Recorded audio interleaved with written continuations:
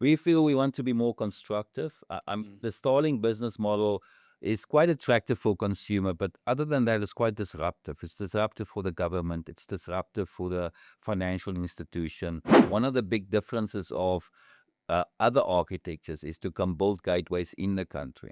Okay. So the solutions we are working right now on, the gateways will actually be built in country. Okay. A government and military will actually be able to control both ends of the connection. We basically bring the technology to the CCOM environment, service their customers, give them the benefit of the technology without actually requirement, investment, and all the rest.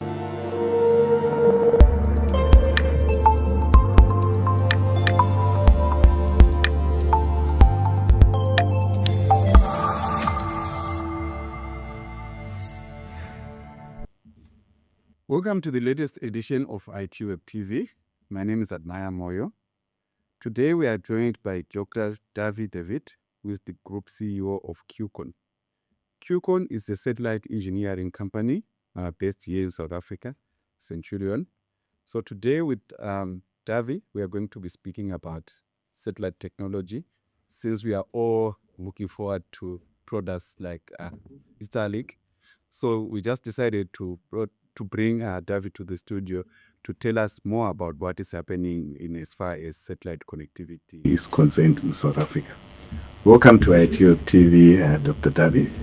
Thank you, and thank you for the opportunity. Looking forward to share with you some ideas. Awesome. Thank you so much once again. Just to start with, for those who don't know what Q-kon is, and I understand you have got a service called Tubi. If you can just tell our viewers what is Q-kon and what is Tubi. 100%. So I think to understand Q-kon, we need to look a little bit about the satellite technology in the industry. So effectively, our role, and we've been out there a long time now. We was formed in 1988, so it's been quite a journey, and we transcended quite a bit of technologies.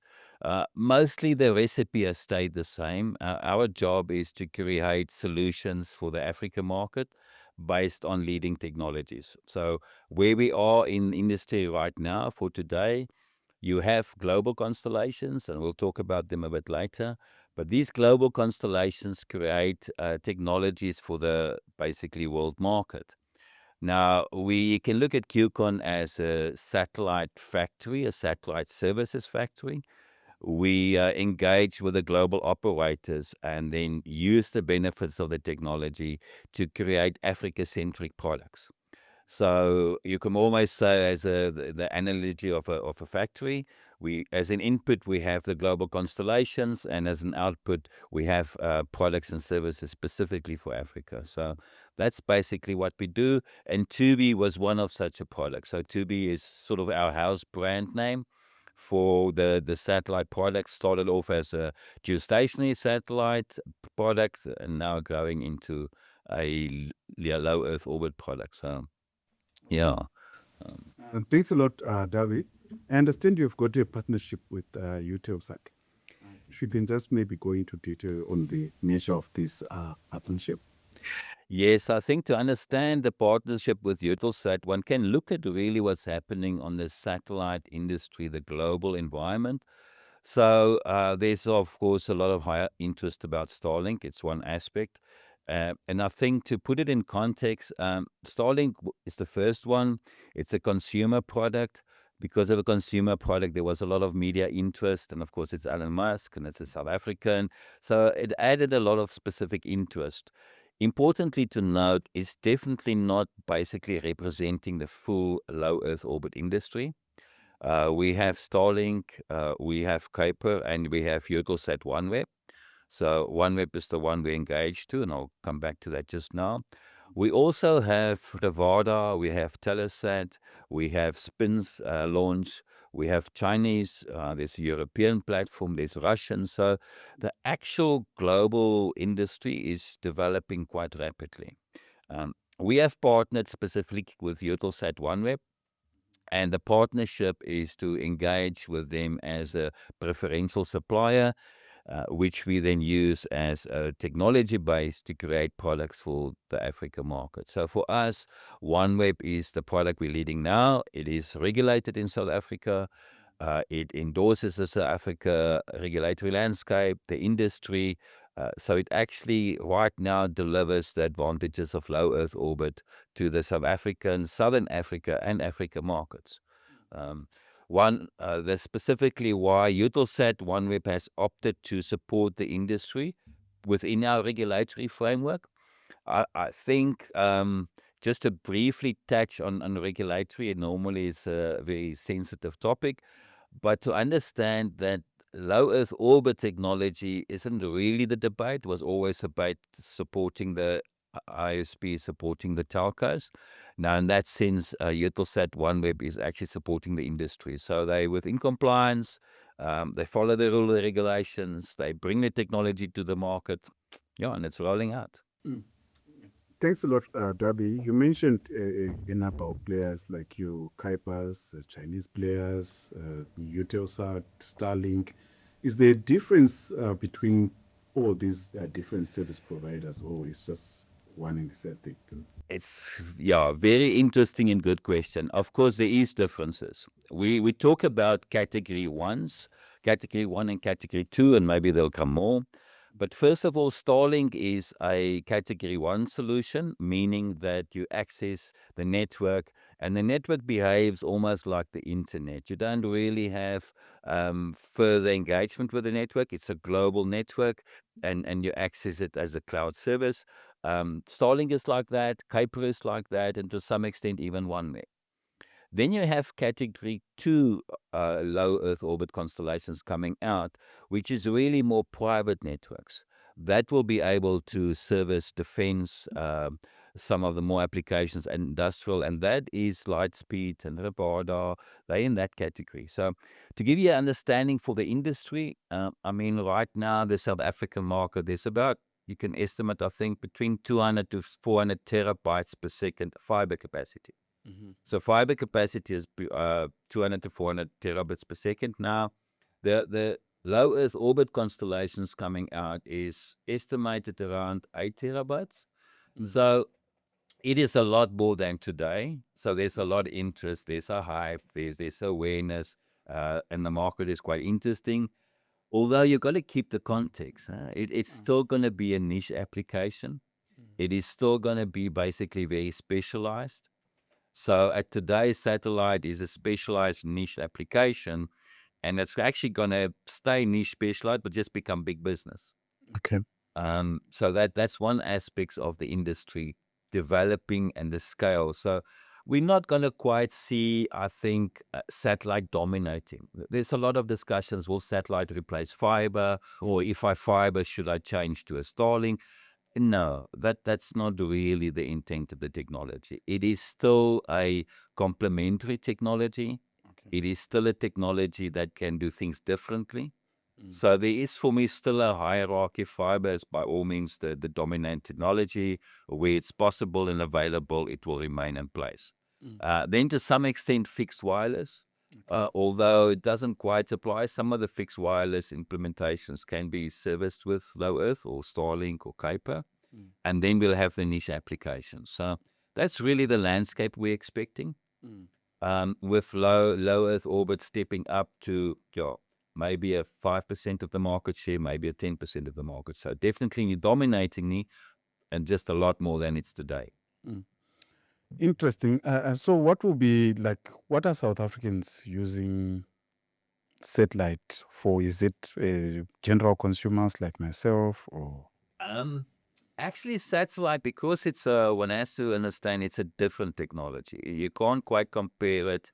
Well, one has to compare it in your mind because you want to have context. So let's quickly look at it. Fiber is a point-to-point service. You actually implemented, there's a cable, there's a route, you connect services from a certain location along the fiber route. So there's a very definitive connectivity physical path. It's either the street or this suburb or this highway. Satellite is, of course, completely different. It is a service that gets broadcast over a territory, South Africa or a region or whatever. So in that sense, it is a very different architecture and can solve things very differently. Today, there are two main applications of satellite. Okay. The one is backup for fiber, perfect. Okay. Because of the capacity, because of the data speeds, it makes an excellent backup service for fiber. So that's the one application. The second application is a primary service where there's nothing else available. So Okay. that would be what we call off-grid locations, locations that's not connected to the fiber grid or to the cellular grid. So it's off-grid locations. So those are the main applications. Consumers then can be part of the off-grid, but if a consumer is not serviced with fiber or he is not serviced with fixed LTE, then yes, there's a satellite consumer market, and there's a strong market. Yes. I mean, the ICASA report, the last ICASA report lists when ADSL was phased out, there's actually 2 million ADSL subscribers that's not connected. Okay. So that's where the interest is, and that's where there's a strong demand for the market. Yeah, and in terms of pricing, how does satellite compare with maybe fiber or mobile? It is comparative, but by far not as that cheap. It's the intention to not get cheaper, definitely not. So fiber will always be the most economical, and then LTE. We are in reference to LTE. So satellite will come in around about LTE pricing. Is it okay? So it will definitely be competitive. I think the market has seen the Starlink type of pricing as a reference.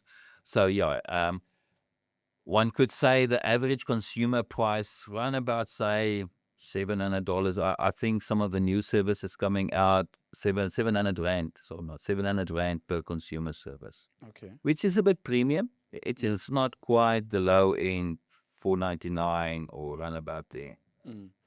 So for now, we can say satellite is not to do really by your game desires, your minds, where there's more like fiber and never connected.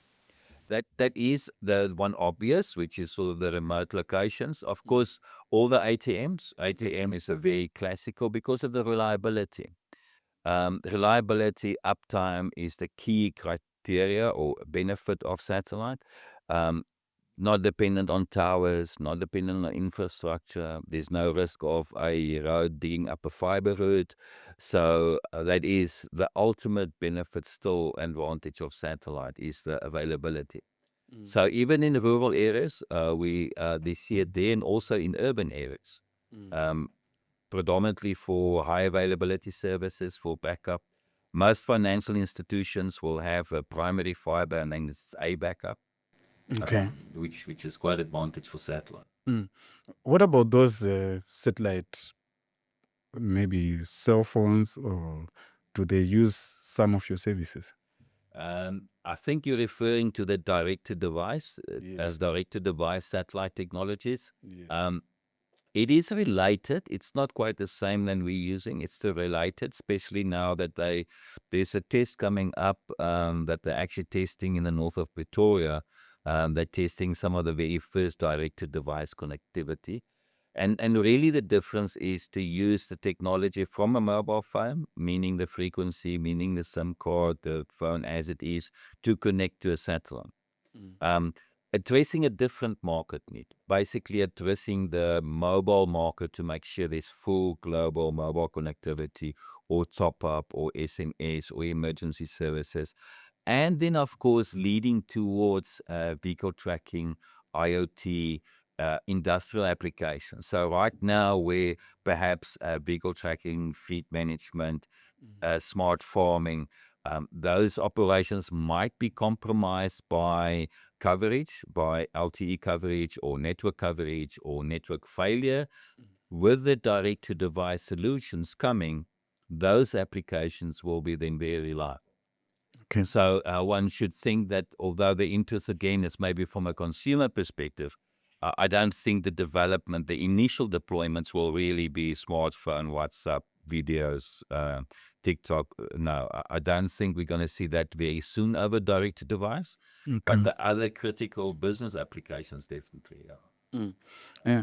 Sorry to take you back, Dawie. You mentioned that satellite is still slightly more expensive compared to your fiber. And So do you think we really need something like Starlink here in South Africa with all the buzz around big technology? We do need it. I mean, we need anything we can get. What is important to understand is we need it to address a specific market. Um, and to see it in context, we have to also grow the industry. So I think by next year, this time, there'll be more players in the market. So the South African market is going to get the benefit of low Earth orbit consumer products. Um, definitely. So it might be Starlink, it might be some of the other players coming in, but our view is the other side of July next year, the market will be seeing the benefit of that. And also going back to regulation that you mentioned earlier, I understand ICASA earlier this year, they held some hearings about, I think it's a proposed framework for satellite. Did you also participate in that? Yes, we did participate because I was actually very forward thinking. And in my view, regardless of what the general view is in the media, actually addressing this issue very diligently and very systematically. They've approached the whole satellite regulatory debate by unpacking the different elements and looking at, because if you look at the satellite solution, of course, there's a device that's either in your hand or installed in your house. Then there's a satellite network that's in the sky, that's orbiting, but then you have to connect the network to a ground terminal. So those ground terminals need to be installed, need to be operated, they need to be premises. So yes, ICASA issued that request for information, they issued that debate to actually unpack the different regulatory requirements for the different elements of a satellite network.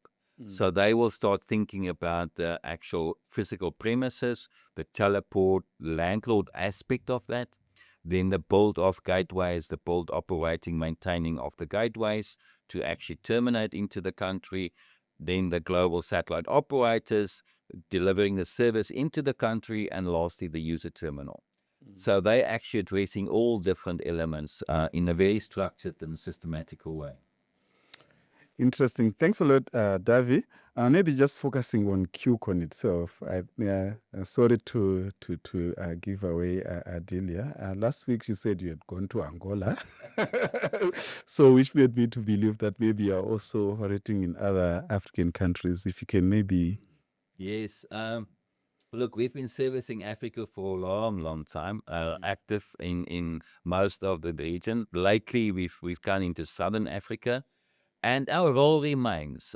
What Africa needs are solutions, high-tech solutions that comes to the market into a package that is friendly to the market. So our position, if you can think about the model as a satellite factory, is then to service the market through a channel. We service it through a channel in South Africa. You will very seldom see Q-kon as the name on the street, so to say. We are behind the major service providers, the ICT providers in South Africa and actually in Angola.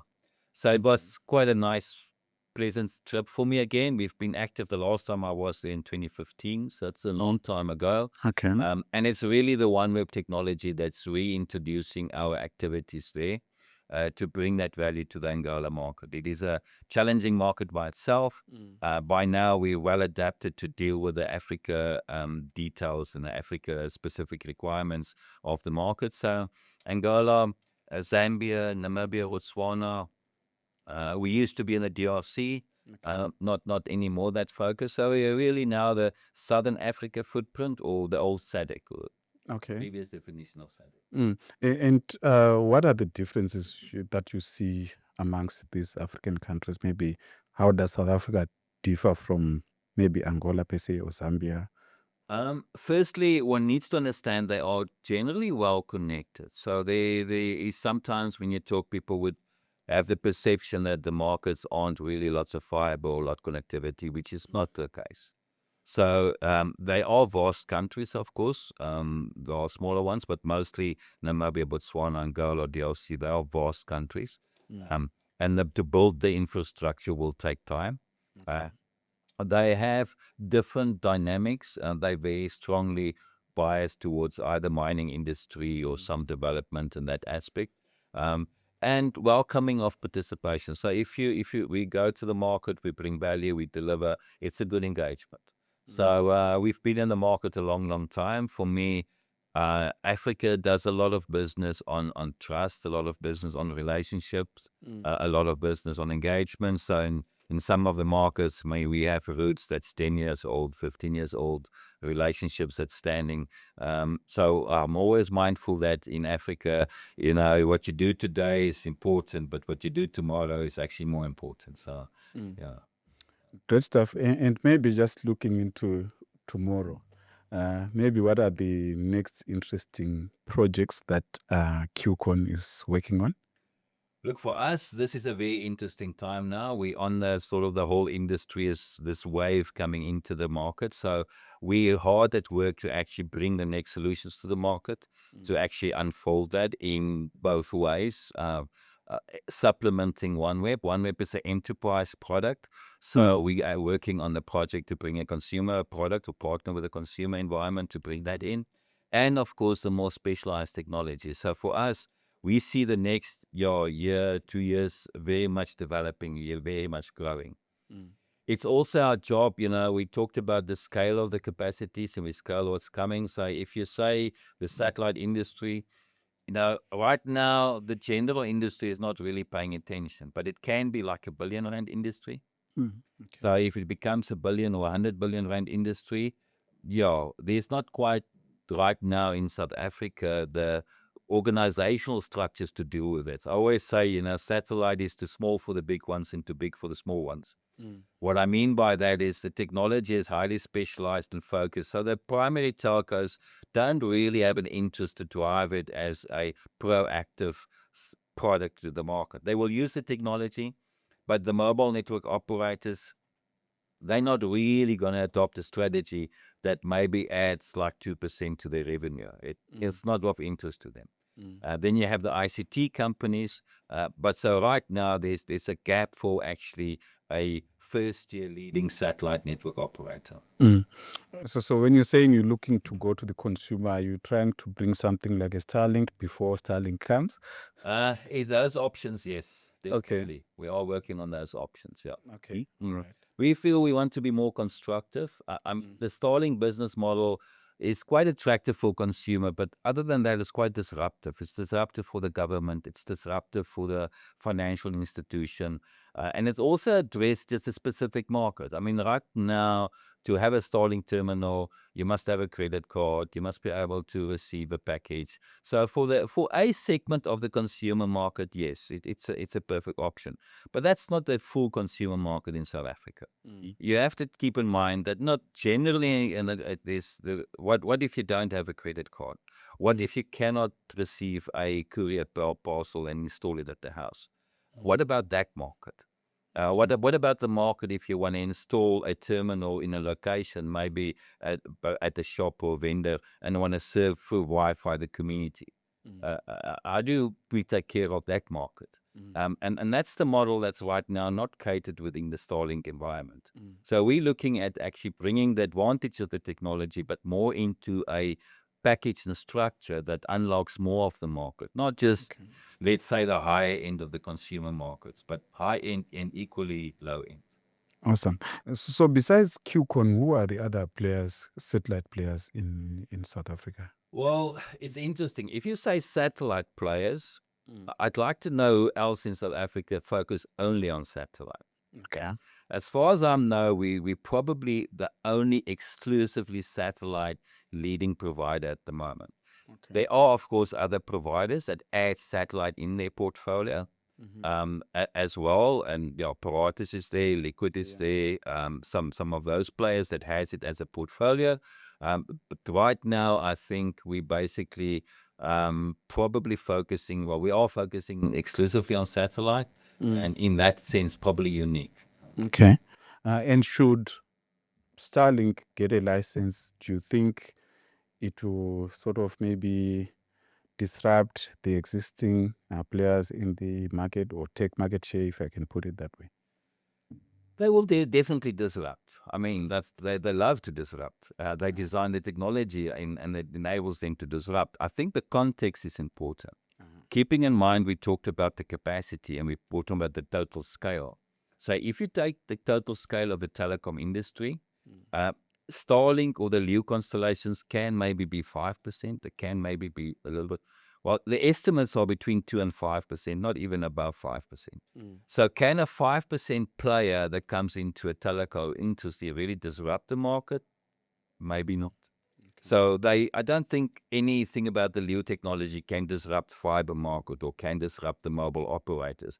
Yes, it can disrupt the peripheral applications. It can disrupt the edges where LTE is really used but not really meant to. So there's definitely a element that's coming in, but mostly I would think in adding, complementing, promoting, growing, as not as such as disrupting. By nature, the satellite constellations don't quite have that capacity. Okay. It's still a bit limited. It's still a bit limited to megahertz and what they can do in cell size. You've heard the comments in the media about congestion in Kenya and congestion in other areas. So very, very quickly, the low Earth orbit constellations can get congestion if not handled carefully. So maybe also to ask, with all these satellites, the LEOs being launched, I understand Amazon launched Kuiper, I think, earlier this year, if I'm not mistaken. There's also been talk about space debris, about these satellites. What do you think about that? It's a real topic. It's a real topic, and there are some scenarios being planned, which is a little bit scary, especially if you keep in mind that there's maybe a collision and they scatter and all the pieces creates more collisions and more collisions. And when you do those modeling of what can happen, yes, it is scenarios. In the same token, there's not really development of any technology without its risk. But there are risks. There's also, for us close in South Africa, there are impact into the development of the SKA and the meerkat in those developments, and one needs to keep that in mind. The constellation developments, including Starlink and Kuiper, they're very aware of this.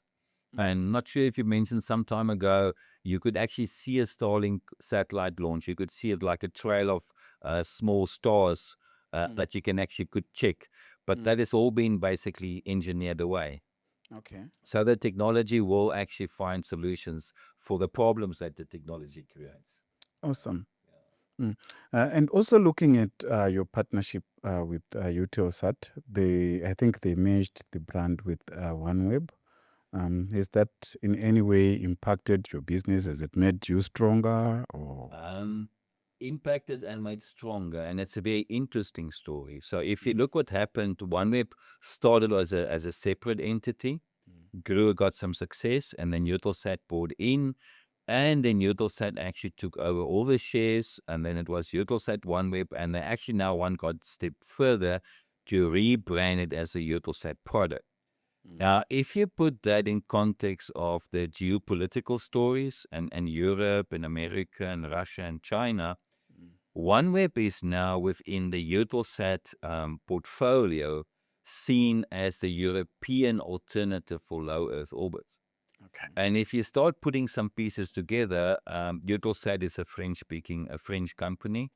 They also have Arianespace. They also have some of the other major space technology partners. So in that sort of French economy, Europe type of thing, there's actually a very interesting model or possibility to build a full global, let's say, consumer constellation. Europe, of course, did started with a program IRIS-2.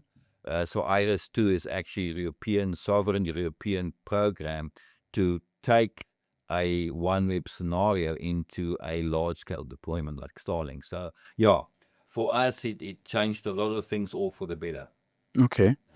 And another question also that just came to my mind, that there was talk about like security of these satellite services. For example, if I can just give Starlink as an example, like you don't have control like of the communications, like maybe Starlink can be eavesdropping, something like that. Is that a fear that people must have?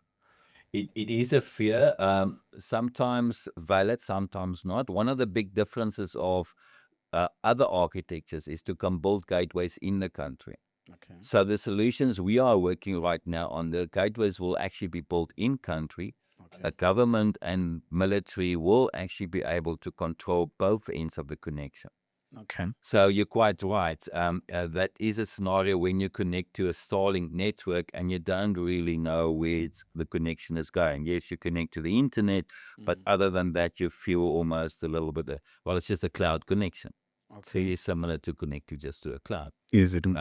The solutions coming out will provide governments more control over end-to-end jurisdiction, access, interception. We have to comply. And you see, for example, in a classical Starlink model, it's very difficult to comply to all ICASA's requirement from interception and POPI Act and all those things. To do that as an ISP, you must be able to control the consumer and the core network. Okay. And if that core network sits outside the country, well, you can't readily provide that guarantees. Okay.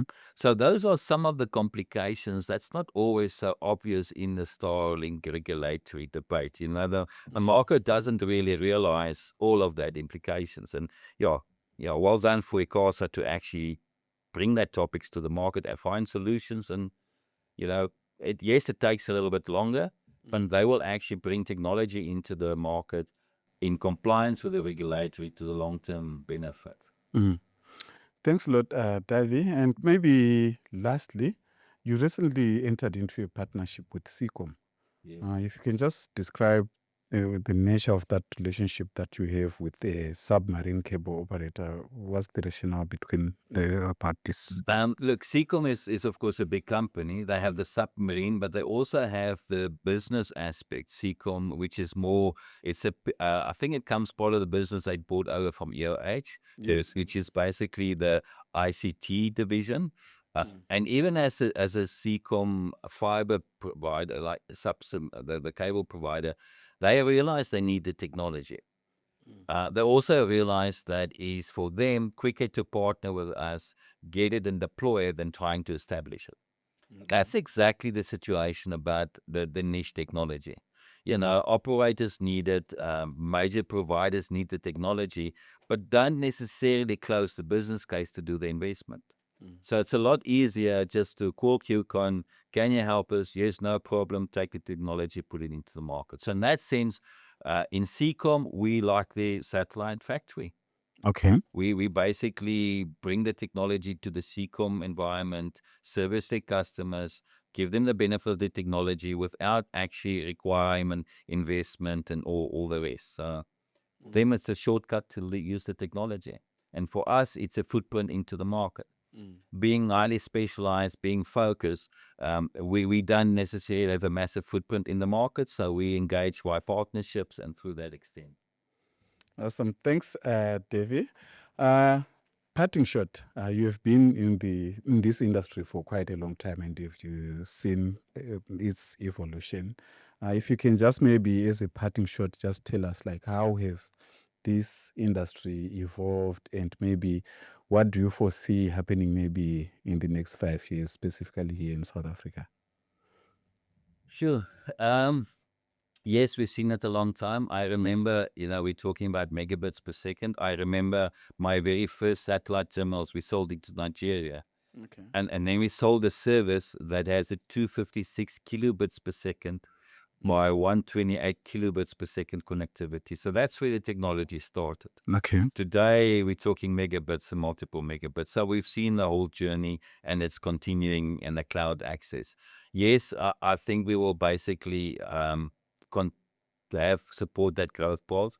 Technology in terms of development, for us, of course, it's the satellite story, which is really going to have a significant impact now. Even though it's a low percentage, for us, it's going to really be a new era. So we're looking forward to that. Awesome. Thank you so much, Dawie, for coming to our studio. We really appreciate and we can't wait for the commercial launch of 2B. And before Starlink, of course. Thank you. Thank you. Appreciate it. It's a pleasure. That was Dr. Dawie de Wet, who is the Group CEO at Q-kon. I hope you enjoyed today's conversation, and don't forget to subscribe to our YouTube channel, and thank you so much for watching.